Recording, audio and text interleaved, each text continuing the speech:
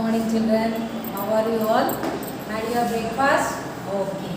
Take healthy breakfast and get immunity, good immunity. Okay. Right. So today before going to this topic, whatever lessons we have learned, the natural realms of the earth we already learned. In that there are four realms are there. What are the four realms? Hydrosphere, lithosphere, hydrosphere, biosphere and atmosphere. So now we are going to learn detailing about the hydrosphere realm. So one of the important realm is the hydrosphere. So before going to that topic, we have to listen some questions. It has been raining on earth for thousands of years. Have you ever thought about why water in the sea and oceans never dries up? Less than 1% of water that reaches the earth is useful of human beings. Can this water meet the necessities of all living beings? To know the answer to all these questions, we have to learn about the hydrosphere lesson. So one of the important realm is hydrosphere.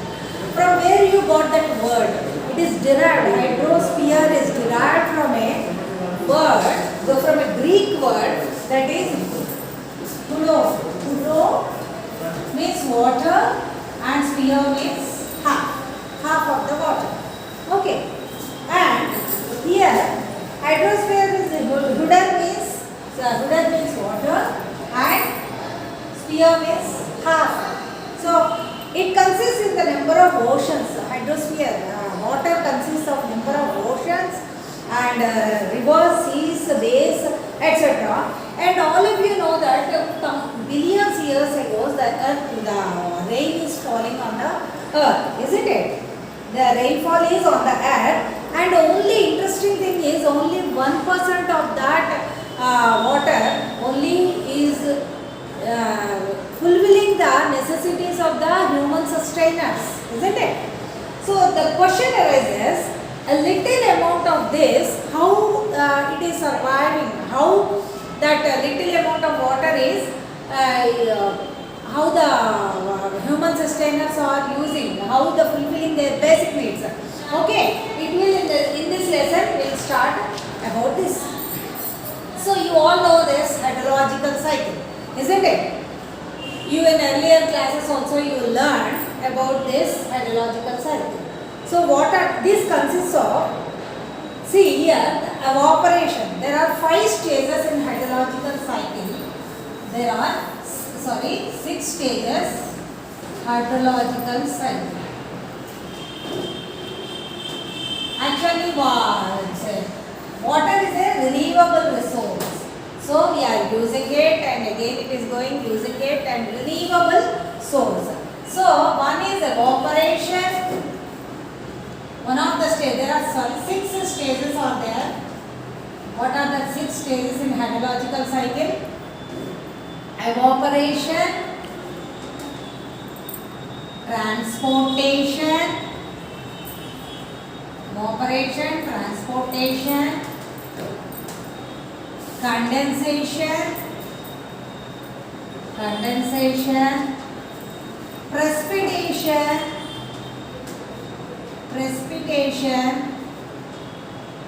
runoff and groundwater. Okay children, what are the 6 stages in hydrological cycle? The evaporation, transportation, condensation, precipitation, runoff and groundwater. So here water is a renewable cycle, isn't it? It's a reusing it always. So when it is evaporation, this is nothing but this cycle is going on like it is in a different stages.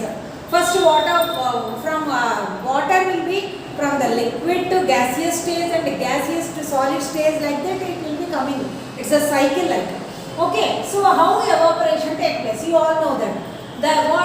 We have a large water bodies are there, seas, ponds, oceans and all. So from there, the water will be evaporating with the help of sun's warmth. Sun's warmth, it will be evaporating and it will be going in a water vapor stage, it will be going and forming the clouds. So that is called evaporation. It will be taking, the water will be in the form of what? In a gaseous state. In a gaseous form it will be going on the top and it make clouds, and in a water vapor stage it goes, and again that will be it will be transporting. Next it will be transporting to the clouds, and it will be going and transporting to the clouds, and again after going there the condensation takes place. What is meant by condensation? Condensation is nothing but cooling down. Nothing but cooling down. So the clouds will be taking that in a water vapor stage, and they will be condensed there. And that condensation again it cannot hold much time, isn't it? So again the condensation will be in a precipitation form. It will be coming down on the earth's surface. So what is meant by precipitation here? It's a natural process. Natural process means when the evaporation takes place and transportation, and again it is cooling down, condensation takes place, and again it will be in the form of precipitation, in the form of maybe it's a rainfall, maybe it is a snowfall, maybe it is a hailstones, whatever, in a dew, like a sleek, like that, in a different forms. Again it will be precipitate on the surface of the earth. Okay, so this is one of the important stages in the hydrological cycle. Then what happens? And this is the process. And runoff groundwater. So what is runoff and groundwater? See, these are the water. Whatever the water in the river form, and river forms, it is flowing on the surface of the earth. Ponds, rivers, these are all comes under runoff water. And groundwater is, already we have a more groundwater, isn't it? And it will be when water evaporation takes place and transportation, condensation, again that will be in the form of precipitation, it will be coming down. And where it goes, it filters to the subsurface, and it will be overflowing somewhere in the ground, underground. So this is called underground water. So this is all about the hydrological cycle. What are 6 stages? There are 6 stages: evaporation, transportation, condensation, precipitation, runoff, and groundwater. There are 6 stages. Then we will see what are the water resources. All of you know that Earth is called a blue planet. We can call it as a blue planet. Why we can call it as a blue planet? Many geologists and all, whenever they are getting, if you see from the space, you can see most of the earth will be looking like blue. That's why it is called blue planet. Why it is looking like blue? Because 71% of Earth's surface is filled with the water. That's why 71%, that is most of the percent is looking like. That's why when you go to space and see, whoever going to the space, they can see that all blue from that. So that is called that's why Earth is called a blue planet. Next we will see the different water resources. We will see different water resources, how the water sources are using for us, and what are the different waters are there, we will see.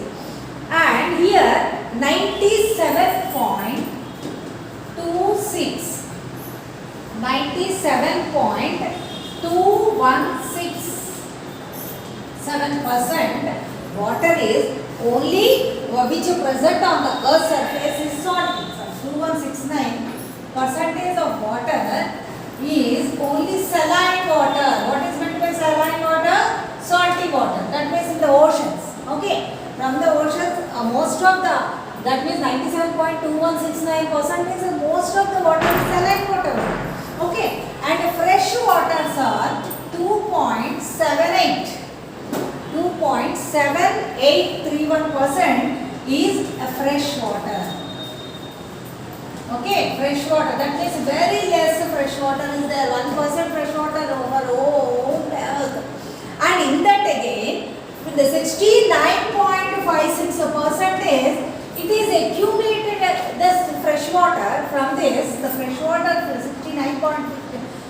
ice, percentage of water, it is accumulated like ice.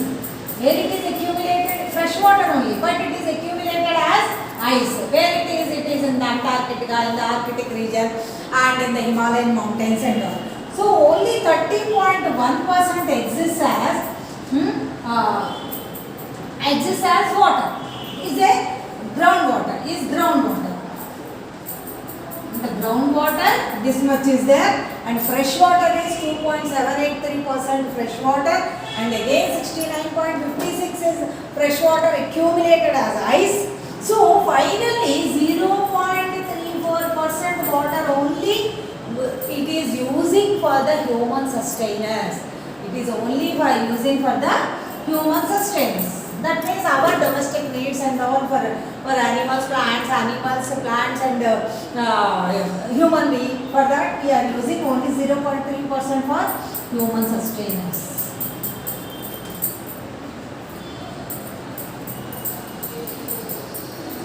Okay children, is it clear for you? Then we'll go to oceans part. So before that we learned about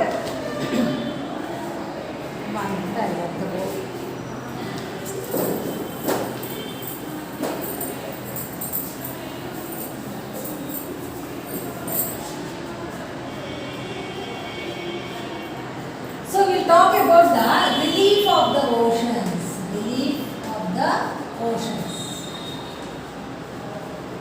Before going to the relief of the oceans, you have to understand what is ocean and what is sea. Often we use instead of ocean we use sea, but it's a little difference is there between the ocean and sea.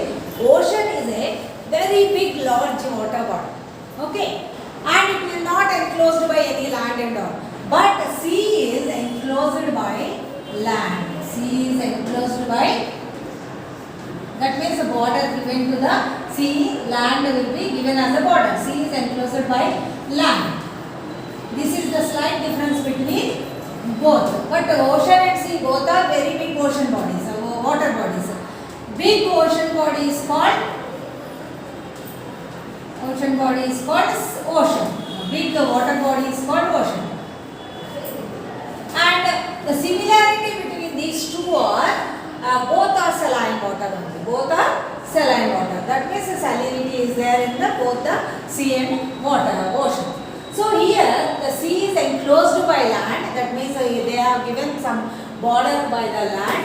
But here it is not like that. For example, you take Pacific Ocean all around the world. Between the continents, the Pacific Ocean is completely, there is no end for that, isn't it? Okay, this is the between the sea and ocean. The difference between the sea and ocean, and similarities both are saline waters. And now we'll see, even in the natural realms of the earth also, in the first lesson we see the layers of the earth, how the layers of the earth is there. Like that even for the ocean also there are some different, different stages are there for the ocean also. Okay, so here relief of the ocean also there are 4 reliefs are there.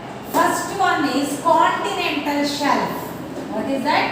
First stage is continental shelf. And the second one is continental slope. Second one is continental slope. And third is deep sea plains. Deep sea plains.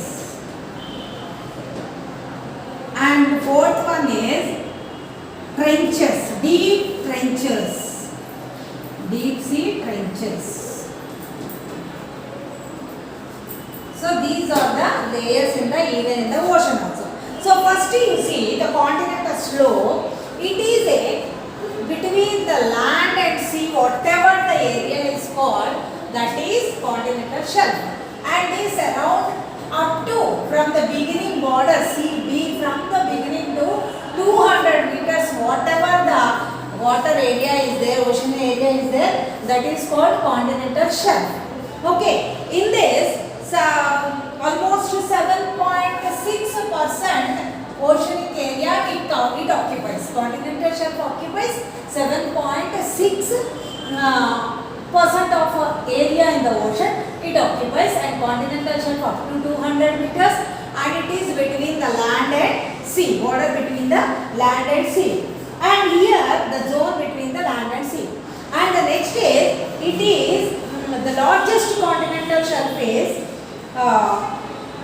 Siberian shelf in Arctic Ocean. What is the largest continental shelf? Siberian shelf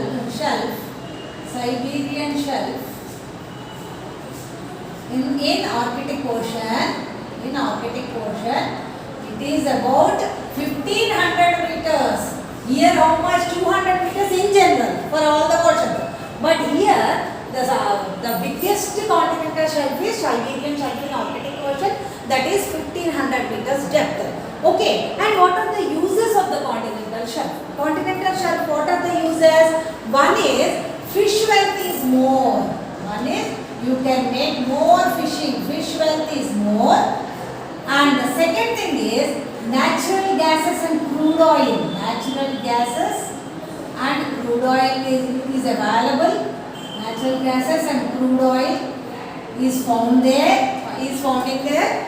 And the next is building seaports. Building seaports. You all know what is seaports and harbors. Seaport means there will be construction. Construct the to stay the ships for a long time. For example, you take how the bus station, railway station are there. Like that, seaport means ships will be staying in that particular place. That is called seaport. So, what is the continental shelf? Continental shelf is a border zone between the land and sea. That is the one point, and it is depth of 200 meters. That is second one.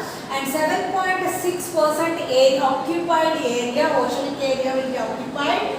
And the biggest continental shelf is Siberian shelf in Arctic Ocean, that is 1500 meters.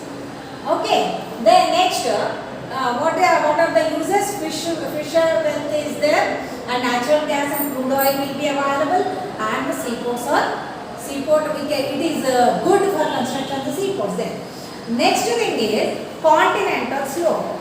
This continental slope is from 200 meters to 3000 meters.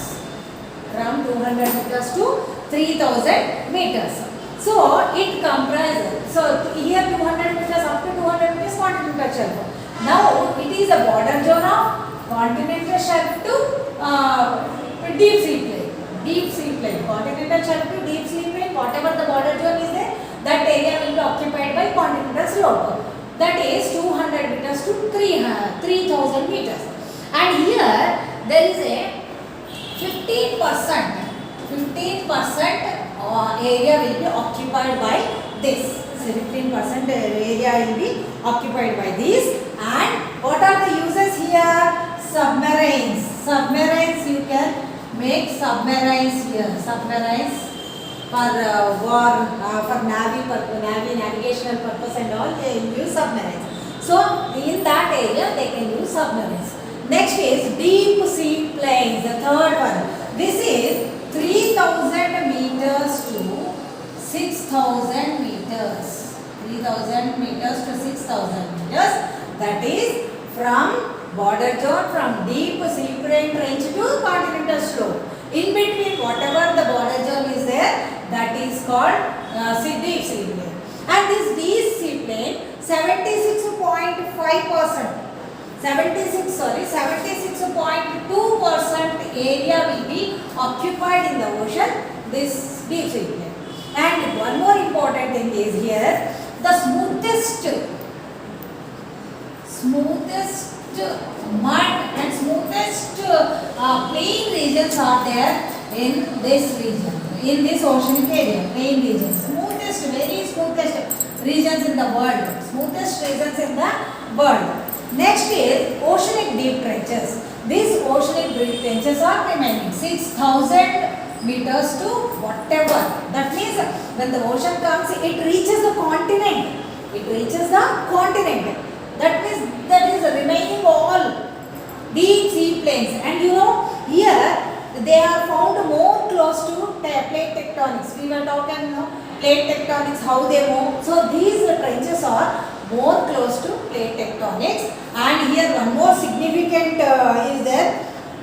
Like this, in total world, 57 so far they found 57 deepest sea trenches. That means very deep trenches. They found 57 deepest deepest sea places they found, trenches they found. And in that, one of the important is one is in marine in Pacific Ocean. Marine deepest this one deepest trenches in Pacific Ocean. Pacific Ocean. Java in Indian Ocean. Java in Indian Ocean. And one more is NAVS in Atlantic Ocean. NAVS, N-A-V-E-S. NAVS in Atlantic Ocean. So how many kilometers can you imagine this? The Pacific Ocean is 11,022 kilometers. And Java is 7,450. And naval in the Atlantic Ocean is 10,475. So here, what is this Pacific Ocean? This is how much biggest trench is. This one, if you take Mount Everest, you know Mount Everest height is 8,848 meters. So that meters for 8,848 meters, Mount Everest, if you keep in this marine trench, it will be broken. That much height, that much depth is there for deepest trenches. So children, I think is it clear for you everyone? So these are the relief of the oceans. In next chapter we will learn the other topic. Thank you. Have a good day.